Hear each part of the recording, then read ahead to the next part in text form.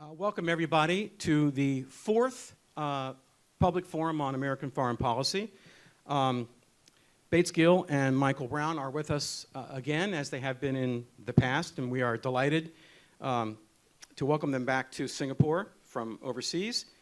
And we are going to focus today on basically three kinds of questions during the first part of the program.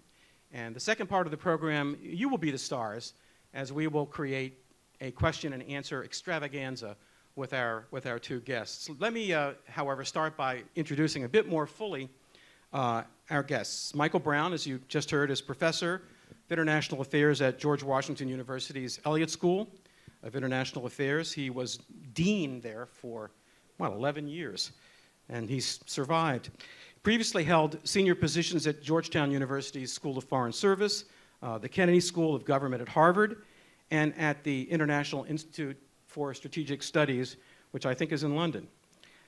He is a member of the Board of Governors of RSIS, and he has been the editor of Survival magazine, also based in Britain, and co-editor of International Security. So he is, like me, a recovering editor.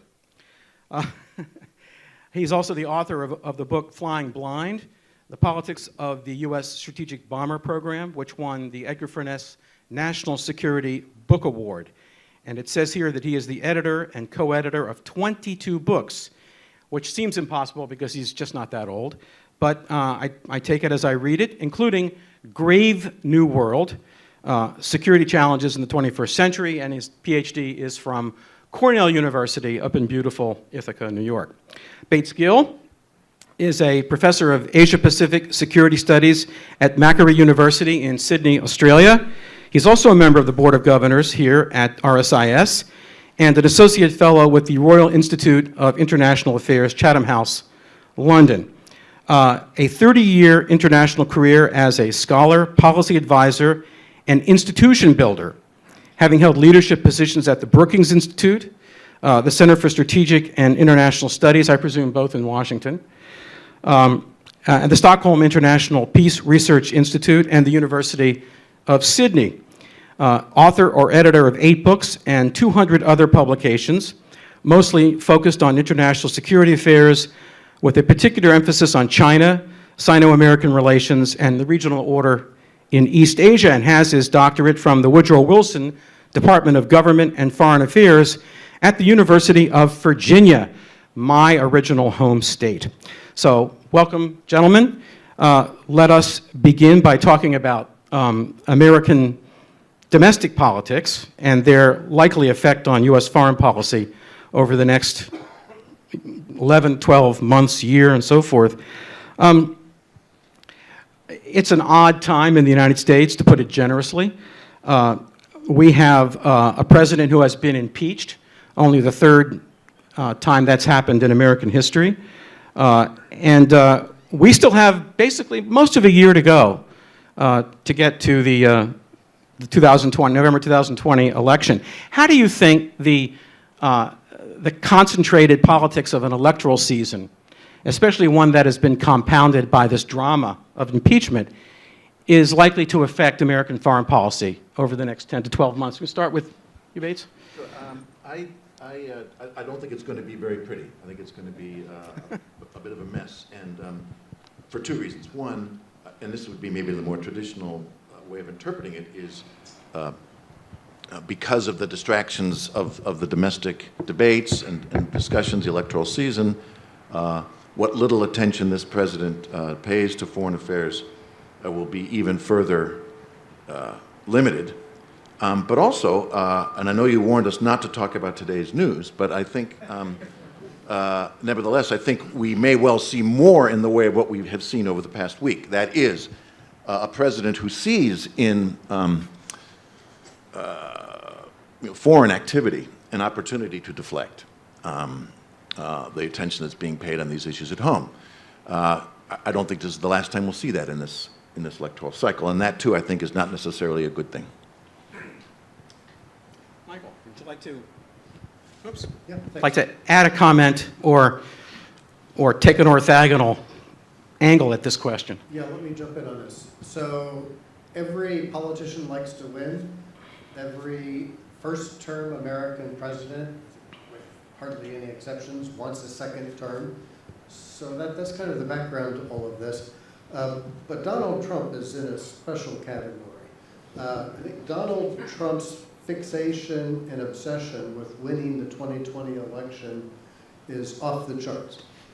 It's due in part to his self-image as a winner, his public persona as a winner, and also because if he loses the election in November, he probably faces criminal investigation on a wide variety of financial fraud and obstruction of justice charges. You forgot tax evasion, but okay. It's in the financial category. And so his fixation on winning is intense and off the charts. Donald Trump will do anything and everything to win this election. And so Bates is right. It's not going to be pretty. It's going to be ugly. It's going to be a knife fight.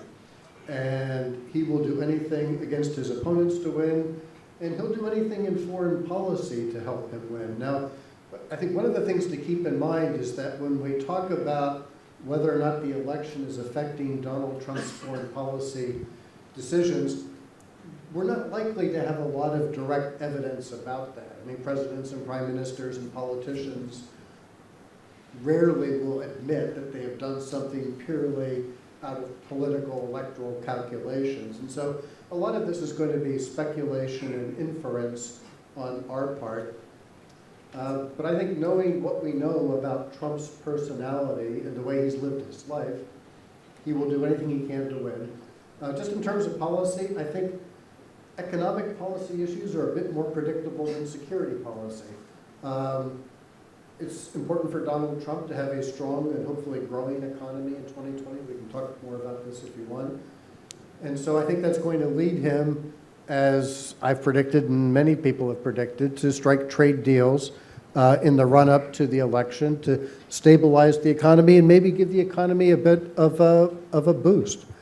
There have been a couple of estimates from the CBO and the Fed estimating that Donald Trump's tariff wars have cut somewhere between 0.3 of a percentage point, maybe up to a full percentage point off the U.S. economic growth rate.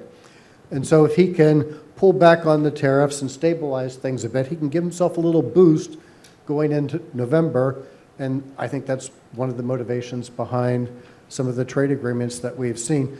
On security issues, it's a bit tougher to predict how that will play out. And I think Bates has it exactly right. On the one hand, he does need to appear tough because that's part of his persona. And he's hoping that a couple of foreign policy or national security victories will help him electorally. But at the same time, he has to be careful not to get pulled into an escalatory spiral that leads to a war. And so I think his political calculations on the security side are going to be trickier. And I think the problem there is that Trump is not a great calculator and he's not a strategic thinker. And so, the dangers of escalation getting out of control with Donald Trump are ever present, but especially in 2020. Yeah, let me press on that for just a moment. I want to ask a question to both of you, but let's start the other way. First Michael and then Bates, about process. The way that decisions on national security typically work, especially when they rise to the level of the president, we all know there's a certain interagency process. We know how the various pieces fit together. We know what the role of the National Security Advisor typically is. President Trump has either deliberately or in some other way completely disintermediated this entire process. Michelle Flournoy, who'll, I think, be here next month, I'm told, in an interview just the other day, noted that most of the processes that we expect to go on to protect the president from error, particularly this president, who has no experience of any significance in these kinds of subjects, that all of these are in disarray. The principals committees have not met. The deputies committees have not met. We have a national security advisor now who just isn't up to the grade of that job compared to the two that, I forgot, I'm losing count, the ones that precede. So what do you think the collapse of process means in terms of potential danger? And let me just preface this by saying that when Trump was running for president and then when he was elected, a lot of people in Washington, my friends, okay, we were actually quite frightened that there would be a national security crisis of some sort that would be potentially a violent one, and then the dangers of this man's inexperience and his personality would really put us in a fix. And I think we've been lucky, in a way, that for more than 3 years, something of this magnitude has not yet occurred. But it is possibly occurring now in a certain part of the world that I won't mention. And over the next year, it could occur 2 or 3 times. So the inherent dangers, the inchoate dangers that always came to the White House with this man are now suddenly, after more than 3 years, possibly about to burst forth. So how do you think about the process question? I don't think there is a foreign policy process in the U.S. anymore, and I think you're exactly right. I mean, that's dangerous under the best of circumstances, even if you had a very experienced, knowledgeable, thoughtful, analytical, strategic president. It would be problematic for that person to be trying to make decisions on his or her own. But we don't even have that in the case of Donald Trump. We have someone who is deeply ignorant of the world, has no visible capacity for learning. He's not analytical, he's not strategic. He goes by instinct and impulse, and we know that he often responds to the last person who talked to him. I mean, this is a president who not just once, but twice made decisions to pull U.S. troops out of Syria on the basis of a phone call with President Erdogan of Turkey in December 2018, and then again this year in October 2019, this past year. And so he goes by instinct, by his gut feeling, and his gut is not a particularly well-informed one. So it's very dangerous. 2 years ago, we were all quite worried about North Korea because that was, 2017 was the year of fire and fury. In early 2018, Richard Haass, the president of the Council on Foreign Relations, estimated that there was a 50% chance of war with North Korea in 2018. And we face the same kinds of challenges today. And I think that's, as I said, I think that's why the security side of things is very hard to calculate. On the one hand, you have a person who has spent his life as a bully, blustering, yelling, inflicting pain on people, and getting away with it. And so that's been successful in his life as a businessman. His foreign policy also features a lot of blustering and bullying and occasional potshots, launching cruise missiles at Syria twice and things like that. And he's been able to get away with it. But when you're dealing with North Korea and Iran in particular, you're dealing with 2 countries where they are thinking very much about existential national security interests, and they're not going to back down. They can't be pushed around in the same way. And with both of those countries right now, we see potential crises emerging. Obviously, in the case of Iran, it's more active and kinetic right now. But North Korea also clearly hinting that it might conduct more nuclear or ICBM tests in the months ahead. And what's Trump going to do? Is he going to escalate, or is he not going to escalate? And as Bates said, this is at a time when he's distracted by the impeachment process and the electoral process more generally. So there's great potential here for danger and escalation. Yeah, just to link that very point, Mike, to the issue of process. If anything, I would suspect this is all going to sound very pessimistic, but I can only see the process problem getting worse as we go forward. Why? As we continue to, plumb the depths of this fellow's amorality and lack of judgment, that just simply means we're not going to see a Team A player join this administration at this stage. This is Team C already. And so I can't see, the likes of a John Bolton, putting their hand up to say, I'll ride to the rescue and take care of this. So if anything, we've got a Team C, and that's not going to change going into 2020. And then secondly, because of, I think we've seen this from the very beginning of the Trump administration, but I think it's just gotten worse over the course of the last 2 or 3 years because of the domestic environment, the circle is tightening around him. It's getting smaller and smaller and smaller. I'm not in Washington. You follow this a lot more closely, Adam. I think it'd be interesting to get your take on this. But my sense is that we're talking about maybe 3 people, 4 people around him, probably including his own children. But it appears as if Pompeo and Pence have managed to be a part of that. And if there's somebody else, I don't know who it is. And that, again, defeats the notion of interagency and consultation and so forth. Well, it's a small group of people, and they're deferential also. Yes. I mean, there isn't anyone in this group who's going to stand up and say, Mr. President, I think you have this wrong. And in speaking of the process, I mean, according to the reports that we've seen over the past week, there was an example of the foreign policy process at work over the last couple of weeks because, according to the published reports, the Pentagon presented the president with a range of options with respect to Iraq and Iran and what to do. And this is where the establishment got it wrong. The Pentagon, again, according to reports, presented an array of options to the president. And this is classic Washington decision-making. You give the president 3 options. One of them is very soft, one of them is very hard because you want him to take the option in the middle. And the option that the Pentagon presented as the hard extreme option was to drop a missile on Qasem Soleimani. And they assumed that he would never take that option because that was one of the extreme options that was supposed to lead him toward the middle option, but this is Donald Trump. And he said, yeah, let's drop a missile on Soleimani. And once he made the decision, he wasn't going to back away from it. And so it was a rare example of the process actually presenting options to the president, but the establishment didn't anticipate the instincts of this particular president. Yeah, but usually in this process, if there's an option that you really think you don't want to happen, you don't make it one of the 3. Well, that's one of the points that Dr. Fornoy pointed out. I really don't want to say anything myself, but I can't resist just one anecdote.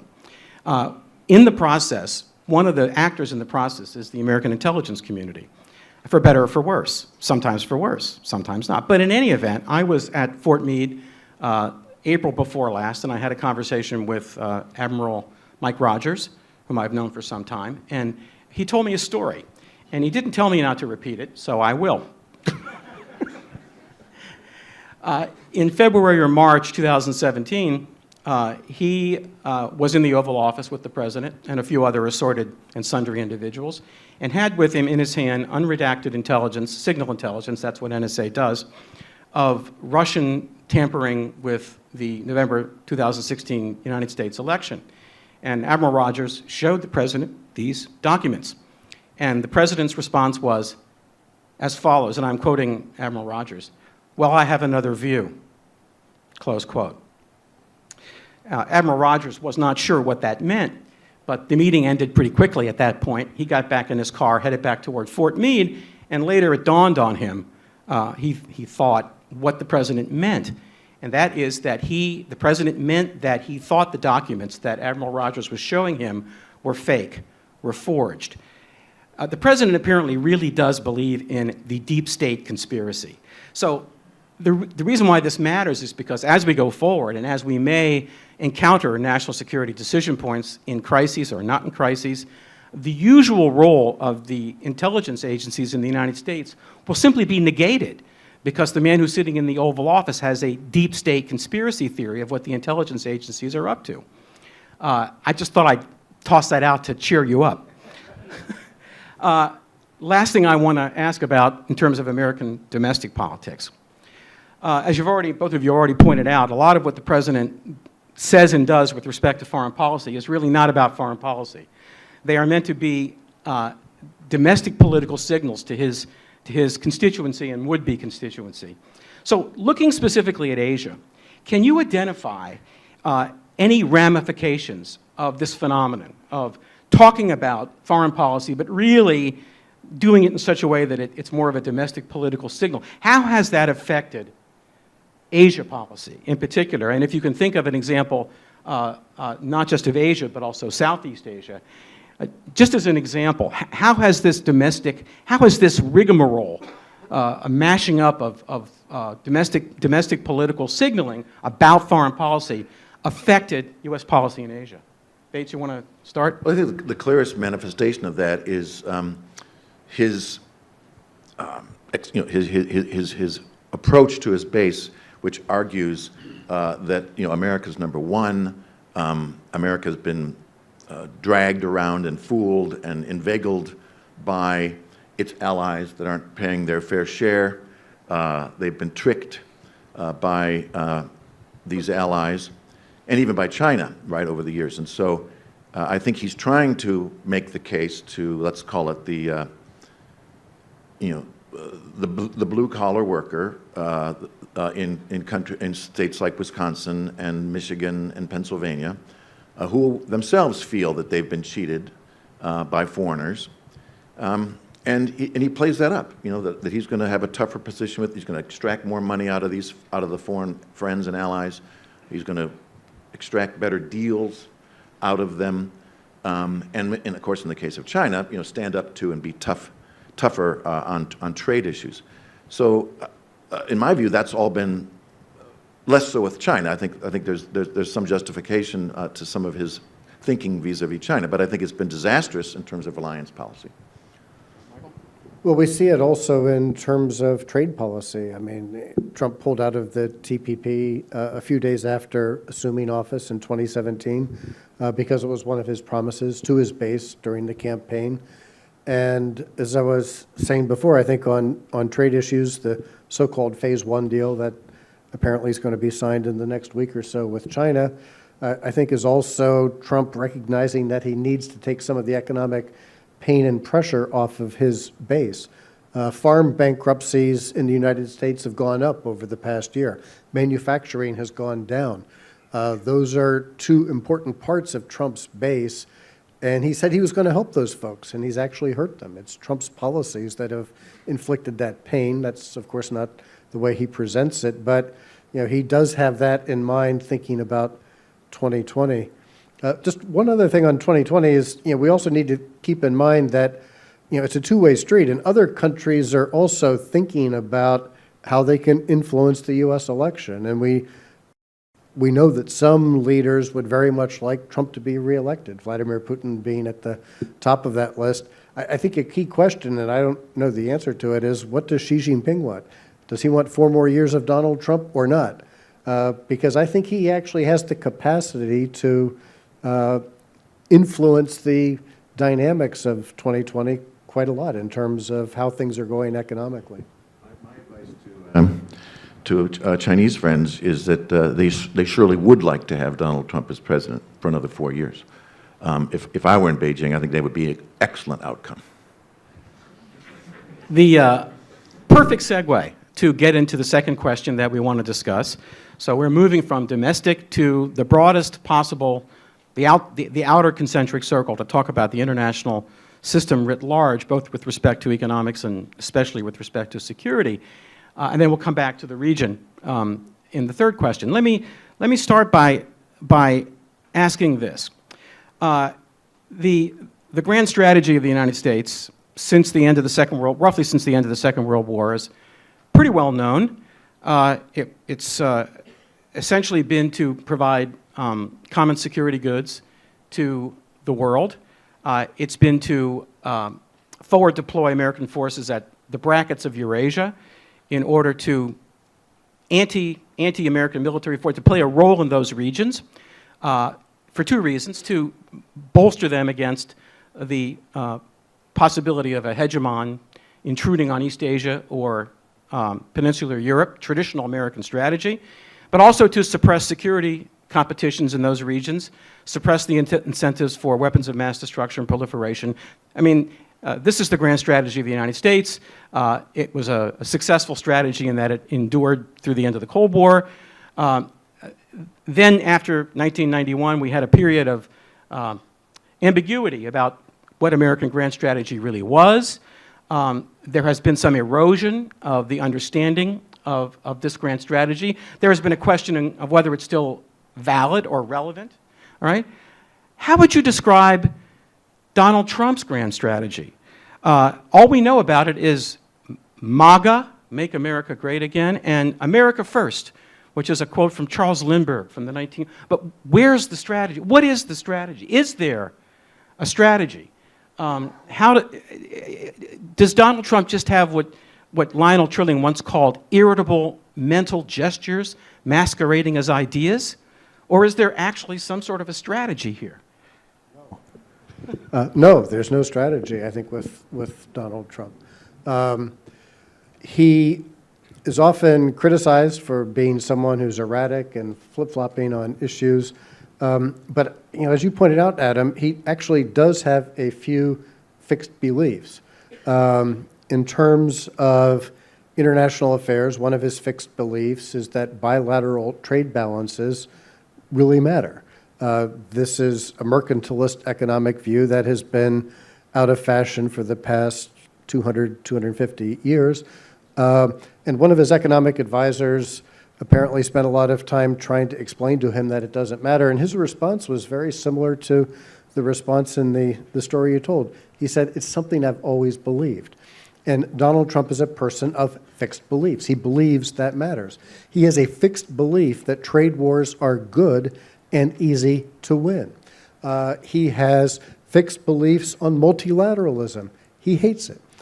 He thinks it is a process and a mechanism that does not allow the U.S. to exploit its full potential for coercing other countries. He doesn't like the fact that it compromises American sovereignty because we're binding ourselves by rules and understandings and laws with others. So he has views about economics and multilateralism that are fixed. They are deeply entrenched. In my view, they are deeply wrong, but they're not going to change.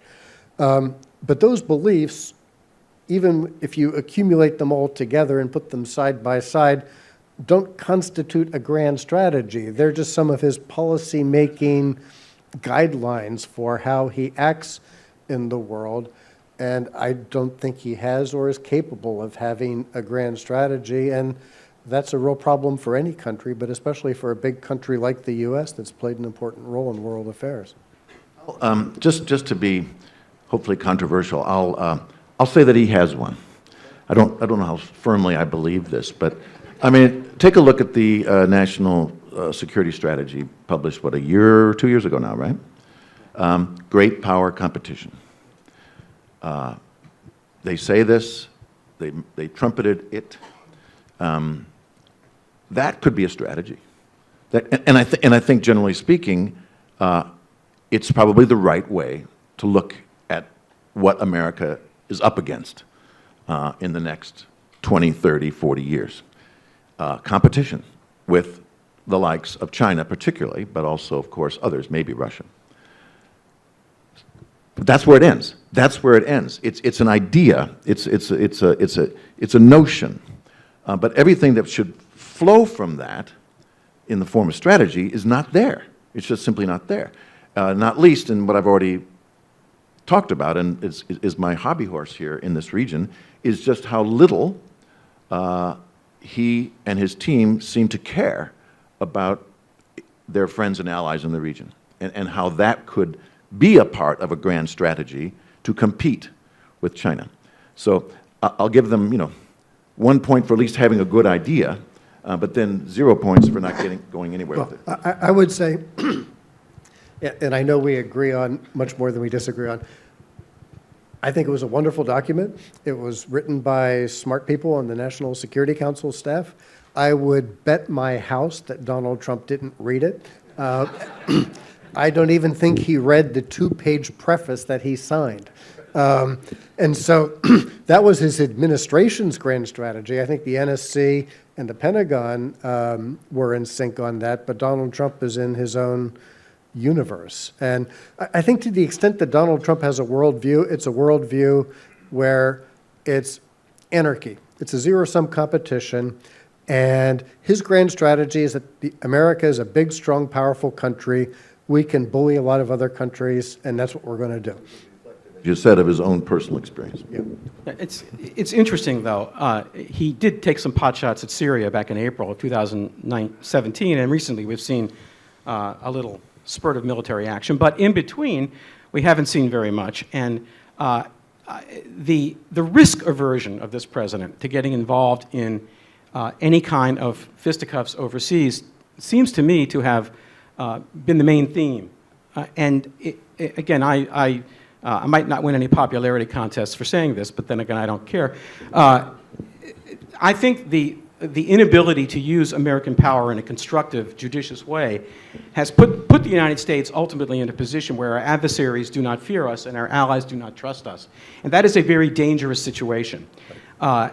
So I would fault the man's foreign policy on a realist base, on that realist grounds, rather than the typical complaints about the man being he is a Randian, and he's actually a pre-Enlightenment creature. He cannot wrap his mind around anything but a zero-sum relationship. I agree with all that, but I think the actual conduct has been more dangerous in the sense that risk aversion has led to American adversaries pushing and testing the United States, sometimes in a way that could turn out to be very dangerous, especially with a man like Donald Trump responding to it.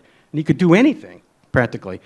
We don't know, and I would not like to find out. Let me ask, go ahead. Yeah. Well, I think you made a really important point. When we think about world order, which is one of the the topics on the screen, it depends very much on the U.S. and its allies and friends, and even other countries where the relationship is more competitive, like China, even Russia. And I mean, you touched on a very important issue, which is America's allies and friends do not trust Donald Trump. I think if he loses in 2020, that is something that over time could be repaired, but the damage is substantial. And all of the treaties that have been signed, all the documents that have been signed are wonderful, but ultimately the U.S.'s national security and mutual defense pledges all depend on the commander-in-chief, and that's Donald Trump. That's right. And I don't think any American allies at the leadership level trust Donald Trump to come to their defense when push comes to shove. Maybe a couple of exceptions to that rule. Israel, I think, because of Trump's own political calculations, but by and large, America's allies don't trust the U.S. And my line on this is that the trust that allies have in us has been shaken, not stirred. And whether it can be stirred again, it depends on what happens next year. If this goes on for 8 years, the American alliance system, I think, is essentially going to evaporate. I want to ask this question. I mean, American strategy and American foreign policy is not just a function of geopolitics, even a function of geopolitics combined with an international economic policy. There has always been an ideological aspect to American policy. I refer to it as a missionary dimension to American foreign policy. But what about soft power? It seems to me that President Trump has pretty much trashed American soft power, yet it's not that different if you really get down, peel the onion back.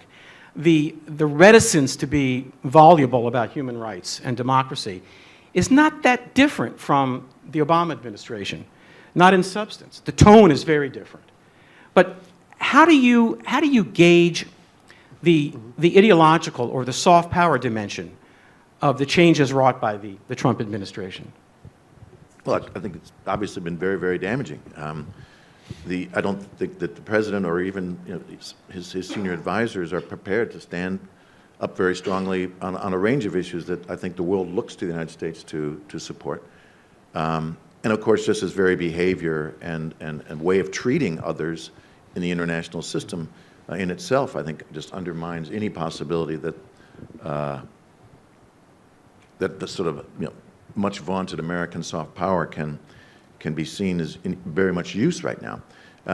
The point you made earlier, Mike, I think is right. I mean, soft power, there's a substantial aspect of attraction, right? But trust. A belief that you follow the lead of someone or a country because you think it's to your benefit to do so. You're not coerced into it, you're not forced into it, but you share values and believe that by following that leader you can gain yourself. I think that's really been really severely undermined and principally because of the trust issue. Yeah, and I think, Bates, the point you made there at the end is really important. I mean, what soft power means is whether or not a country or a leader is admired in terms of its values, its policies, its actions. Are you admired? Are you respected? Do people want to be with you because of the principles that you hold and the actions that you take? And I think the only parts of the world that have been attracted to Donald Trump in that sense are the far-right movements in various parts of the world and some authoritarian leaders. But among America's traditional allies and people around the world, his standing has dropped tremendously. And there was a new edition of the Pew Global Survey, public opinion survey, that just came out in the last day or two, showing once again that Donald Trump's standing among people around the world is at an all-time low compared to previous American presidents. And people, I think it's in 33 countries, were asked, do you have confidence in the American president to do the right thing? And compared to Angela Merkel, Emmanuel Macron, Xi Jinping, Vladimir Putin, the person who came in 5th on the list out of 5 is Donald Trump. People around the world were asked, do you have confidence in these leaders to do the right thing? And people around the world said, we have more confidence in Vladimir Putin than we have in Donald Trump. That, I think, is the story of Donald Trump and soft power. That reminds me of a very funny satire that came out, I think, in The Atlantic or The New Yorker by Horowitz, in which he told a satirical story that the Ayatollah in Iran is very unhappy because it seems that Donald Trump, why doesn't he love the Ayatollah as much as he loves all the other dictators in the world? What has the Ayatollah done wrong? And he's very unhappy with himself about that. Let me ask this. There have been people, let me not be nasty about it, but journalists looking for clickbait headlines who have been pronouncing new Cold War. First it was a new Cold War with Russia, then it was a new Cold War with China. And people who actually understand or remember the Cold War, like I do, know that that's not true. If you actually analyze what the Cold War was about, it had its ideological dimension. It was block-like rather than just dyadic. There were many dimensions to the Cold War that you don't have now, either with Russia or China. What you have is a traditional rivalry. What's wrong with the word rivalry? It worked great in the 19th century. It's the same thing. But here's the question. Some people have argued that the opposition of democratic or open kinds of systems which produce foreign policies of a certain character as against authoritarian leaders, right, that in itself amounts to an ideological dimension to foreign policy. I'm not persuaded, but I have an open mind about it. Does that measure up? Does the authoritarian open society sort of dichotomy, does that measure up to an ideology on the same scale as what we experienced during the Cold War? What do you think? I think it does not measure up. It is an ideological difference. It's part of the great power competition that's unfolding. China and Russia obviously have different ideas about politics and governance than countries in the West do. But, I mean, as we all know, I mean, the Cold War was driven to a very large degree by ideological differences. I think U.S., China, Russia competition is driven more by great power dynamics rather than strong ideological motivations. I think it's part of the picture, but it's more on the side than in the past. And folks sometimes ask, is great power competition coming back? Is this the new normal? It's the old normal. It's the normal. The last, the 15-year period from 1992 to about 2007 was an aberration. It was a time when great power competition was in the, sort of on the back burner, but it's now it's coming back to its more normal position, not as intense as we've seen in the past, but it's certainly coming back. I think you can entirely explain the U.S.-China relationship and its likely future almost purely on the basis of great power competition and rivalry. But that said, I would still want to argue that the ideological aspect of this rivalry will be important.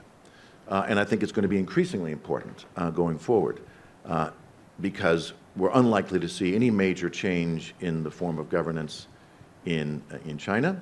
If anything, I would wager that we'll see a continued tightening of the grip by Xi Jinping and the party in China, and that has never sat well with American leaders, ever. And if we get a less feckless one in the White House, I think we'll return to this to a degree. All the more so because it adds a sort of dimension to the rivalry that many Americans get. You know, that rather than talking about Taiwan or our alliances or you know, artificial intelligence and technological competition and so forth, that's all there. But if you add to that, not only that, but we're dealing with a bunch of communists. We're dealing with a bunch of authoritarians, you know, who put their people in jail and suppress free speech, et cetera, et cetera, et cetera. That has always been a way to mobilize American support for tough policies on others. At least it's a clarifying moment, though, because in the Cold War, we weren't sure, with the Russians, we weren't sure whether it was Marxism or Leninism that we most disliked. And now it's pretty clear which it was, because the Chinese are not really Marxists, but they are Leninists. That's what we object to. Last question on this point, really quickly. Donald Trump is popular in the United States insofar as he is popular. He's lauded by his what I call the Trumpan proletariat. And if you don't get the joke, that's fine. He's lauded because he's considered authentic. He's not a hypocrite. He tells it like it is. He doesn't observe the norms and the niceties. He is brutal, in-your-face, authentic. He is the Archie Bunker of American politics without the humor. That refers to an old American television show, and I realize I shouldn't have said that, never mind. Donald Trump takes this formula for authenticity, for this sort of proletariat way, even though he's he claims he's a billionaire, I have my doubts. And he uses the same sort of body language in foreign affairs, all right? What might work for him politically, domestically, at least to some degree, it got him elected 2016, it seems to me doesn't translate very well into relations between nations and with other leaders. And I wonder if you think he's even aware that this kind of almost like Tourette's tic way that he goes about thinking about interpersonal relations, he sort of sees the whole world as, you know, his oyster. But it's not the same in international circles as it is domestically. Do you think he even realizes how he comes across? Do you think he cares how he comes across in the world? No, and no.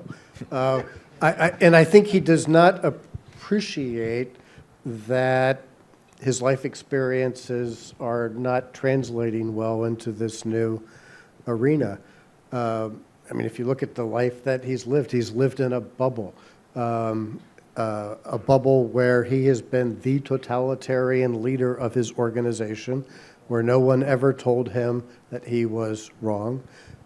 In terms of his dealings with other people in business, he has cheated them when they've called him on it. He has done everything he could do to inflict economic pain on them.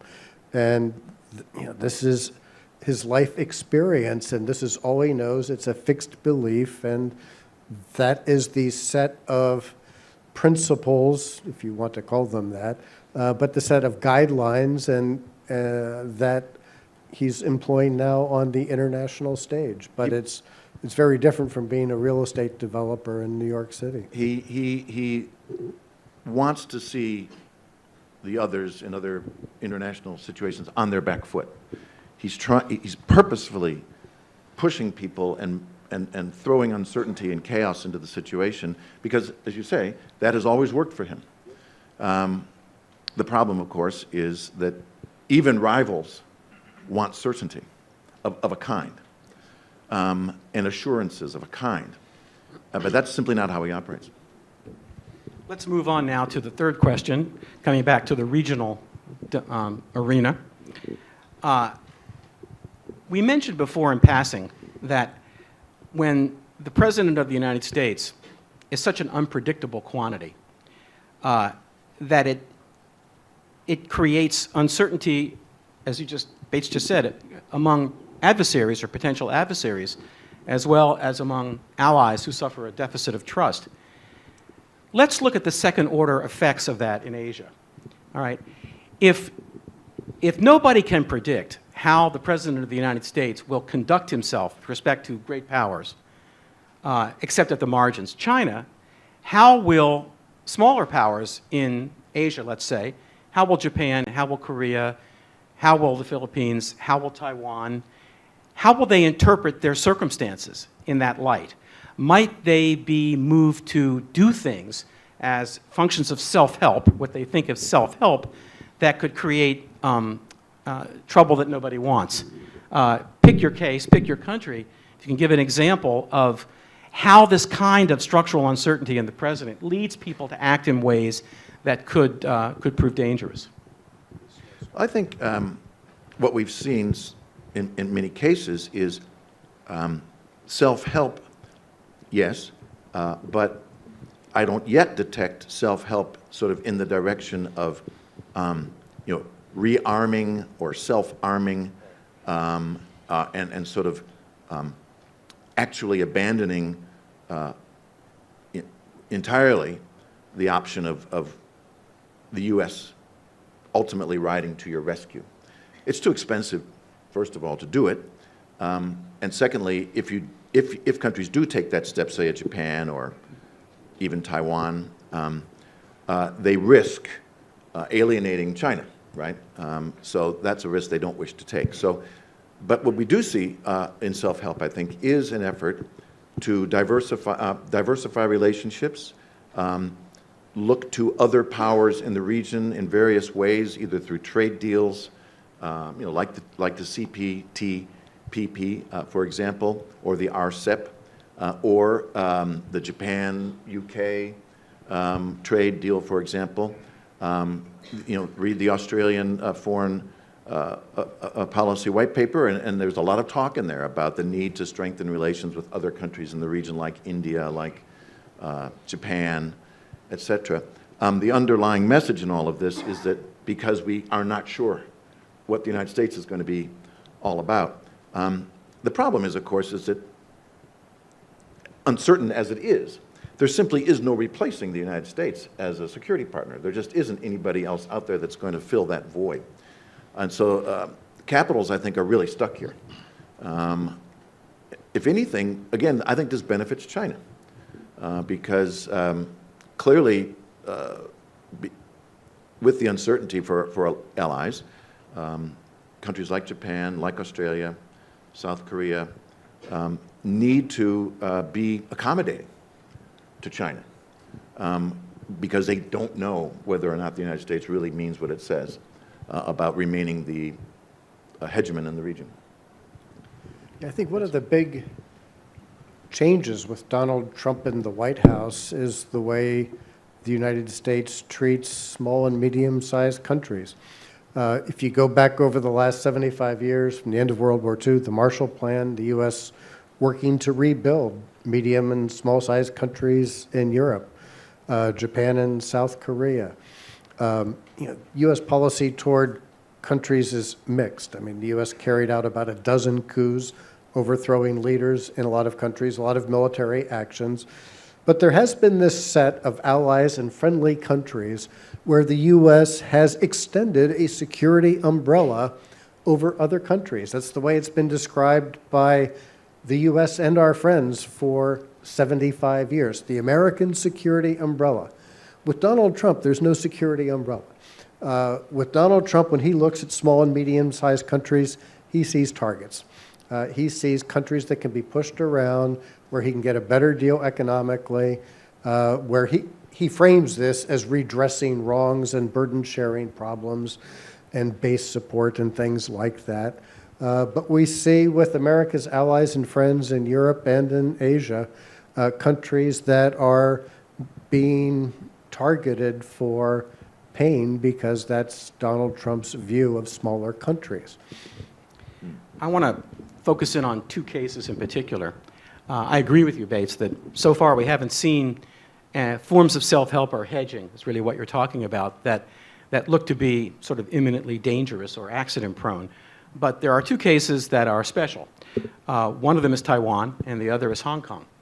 So there's an election, I think, this weekend, if I'm not mistaken, in Taiwan.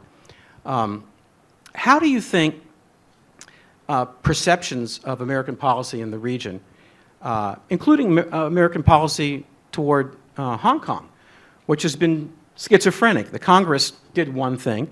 The administration body language is quite different. Is there any wash over from looking at American policy toward Hong Kong in the Taiwanese political system, in the Taiwanese election? How do the Chinese, do you think, interpret the White House's attitude toward what's been going on in Hong Kong? How do you think that they interpret the meaning of that, if any, for their policy toward Taiwan? Well, I think we have to start by saying that Hong Kong and Taiwan really are two very, very different cases in many respects. I mean, I'm not aware of a major government in the world who does not agree that Hong Kong is part of China. So, that's very different from the way, it's a little more nuanced, but it's a very different sort of animal when you look at how the world views Taiwan. I think the American language was, we acknowledge that Chinese on both sides of the Taiwan Strait believe there is one China. So we've never said that Taiwan's part of China. We've said, we know you think that, or you thought that in 1972. Clearly that language could use some reviewing, but it's politically difficult to do. But anyway, I think in Taiwan there has been some hope and expectation, some of it delivered, that this administration was going to be more favorable toward them. And there have been some small ways that that's been true. For example, raising the level of interaction, the level of official that will travel to Taiwan. Also, an uptick in some of the arms sales, etc. So I think on that score, they're happy. Taiwan is happy. But I think they have to, like all the other allies and friends in the region, be very nervous. Would Donald Trump really come to the aid of Taiwan if there were military threats posed against it by China? I don't know. Neither do they in Taipei,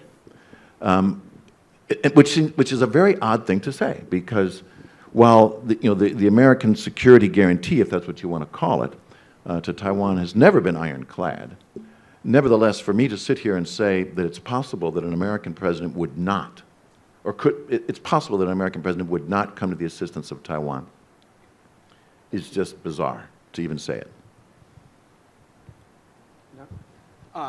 Let me throw out maybe a controversial statement about Hong Kong.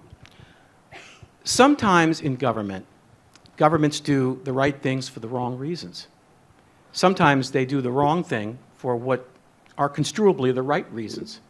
And sometimes, in the case of Donald Trump, they do things for what are apparently no reasons at all. I think that accidentally, the White House's policy on Hong Kong is the right policy. What has the policy been? It's been basically a duck and cover drill. Don't say anything. Don't get involved. Don't raise the flag. Why do I think this is the right thing to do, if not for the right reasons or any reasons? I think it's the right thing to do for a couple of reasons. One, if the United States is more voluble, inserts itself rhetorically into this business, it allows the Chinese to say, you see, foreigners are doing this. This doesn't really come from the people in Hong Kong. This is foreigners messing around in China. They're going to say that anyway, but why help them? The other reason why I think it's probably the right thing to do is a moral hazard argument. If the United States is way out on its skis, rhetorically, urging on the protesters, without differentiating between one kind of protester and a second kind of protester and a third kind of protester, it conjures visions to me of Budapest, 1956. You cause these people to go out and have confidence that the United States is going to come and save you if you get into trouble. And what can the United States possibly do, literally, about things that are going on inside of Hong Kong? Nothing. To me, it's irresponsible to whip up somebody's hopes and then leave them flat, okay? We did the same thing to the Kurds in 1991. This is moral hazard. So I think the policy is the right policy, and I regret the fact that the Congress felt that it had to wear its values on its sleeve and pass a resolution. But again, my sense is that this was not done for any right reasons. This was probably done for no reasons whatsoever. I'm just wondering, any comment on this? No? I think that's a valid interpretation. But as you've already said, I mean, on human rights issues, democratization issues, generally, this administration has not shown even the barest of interest in pursuing. So, but then when you make it about Hong Kong, which, as I say, is a part of China, let's not forget that, it makes it even less attractive to this administration, if it even wanted to try and bring up or say something in relation to the aspirations of the protesters in Hong Kong. So I think you've got it right. It's always sort of been Congress's role to wear values on the sleeve and the executive to sort of stay quiet. And we're just seeing that. I think you're right, though, not because of pre-calculation, but simply by default almost. Yeah, I mean, even a broken clock is correct twice a day, and I think that applies here.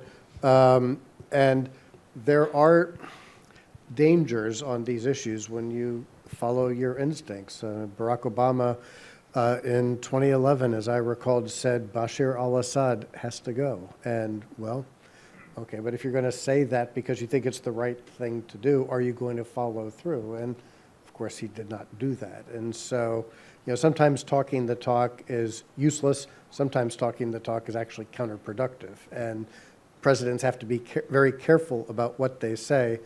It's really quite astonishing that this is one time when Donald Trump seems to have been careful about what he said.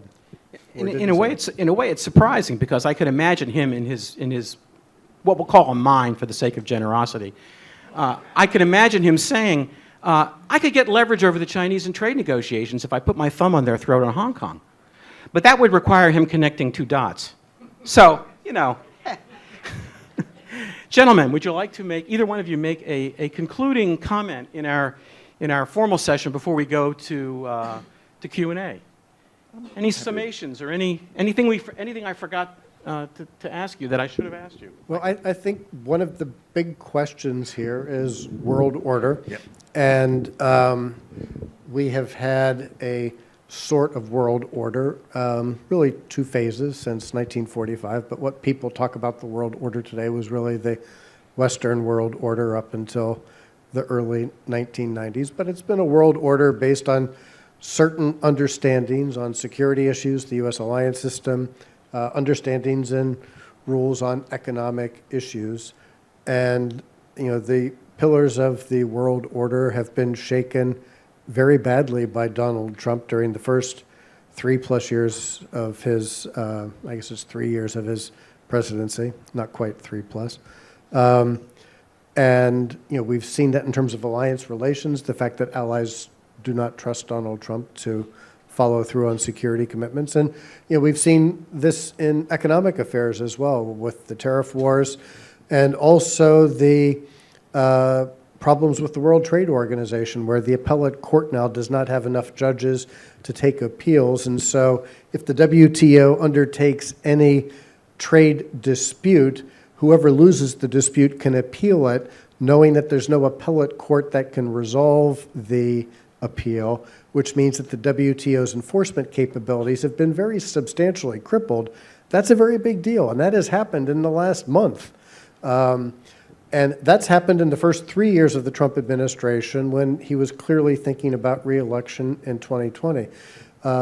If he wins election in 2020, the prospects for world order over the next 4 or 5 years are dire. I mean, my view is that it's the end of the world as we know it.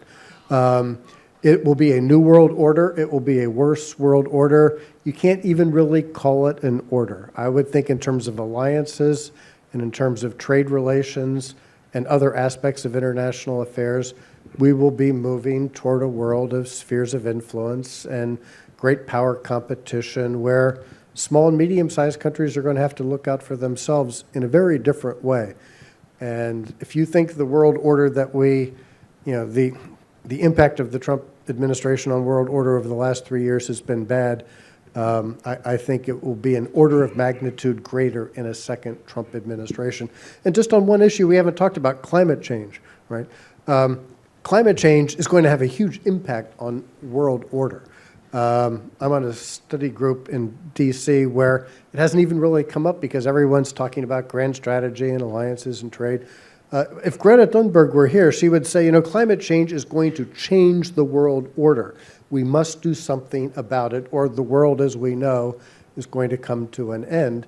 And if Donald Trump is reelected, that will have a huge impact on the prospects for controlling climate change in the decades ahead. There is a general consensus among scientists that the next 10 years are critical. Well, if Donald Trump is reelected, 5 of those years are going to be a Trump administration, and we know what his policies are going to be on climate change. And that's another area where world order as we know it is going to be shaken very substantially in the 2020s. Just to point out that not everybody's unhappy about this. There are some international relations scholars out there who for years have been advocating an abandonment of, I won't mention any names because I'm a nice person, who have advocated abandoning American grand strategy of providing common security goods and going to what some people call an offshore balancing alternative, and that offshore balancing alternative looks a lot like, and they agree that it looks a lot like, sort of 19th century spheres of influence, balance of power kinds of dynamics. There are only a few problems with this. One problem was that in the 19th century there were no weapons of mass destruction. And there's not even any point in mentioning the second and the third and the fourth problems with this because the first problem is really quite daunting enough. But I just wanted to point out that there are some IR scholars out there who are feeling very justified right now.